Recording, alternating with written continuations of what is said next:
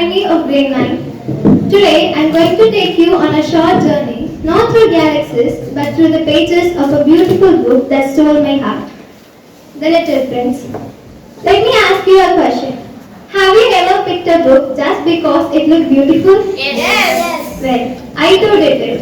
And that's how it ended up reading The Little Prince. It was one of those aesthetic books, soft colors, golden stars on the cover, and a tiny boy standing on a little planet.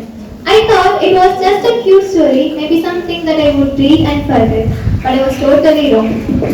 The story follows a little prince who comes from a tiny asteroid called B612, where he lives alone with a rose.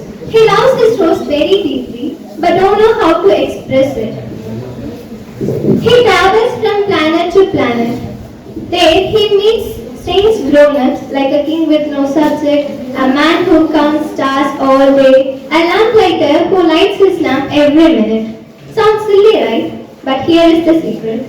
Every adult shows a strange behavior of grown-ups, making us question whether we really act wisely as we grow up.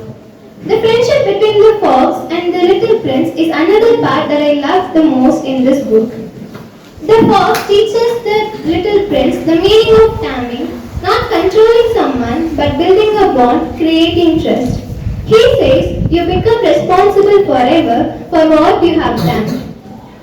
In the end, the little prince decides to return to his rose even if it means disappearing from the earth. He believes that his rose needs him.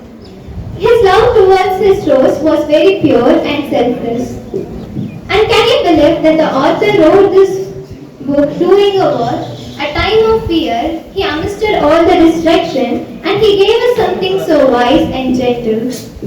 So yes, I judged a book by its beautiful cover, but it gave me far more beautiful insight, a lesson that heart always sees more than the eyes. There is a line in this book that I love the most. What is essential is invisible to eyes, which means the most important things in life like love, friendship, trust, everything cannot be seen and only can be felt. So next time when you are in a bookstore, they say don't judge a book by its beautiful cover, but I say don't ignore it either. Sometimes the prettiest books hide the deepest truths.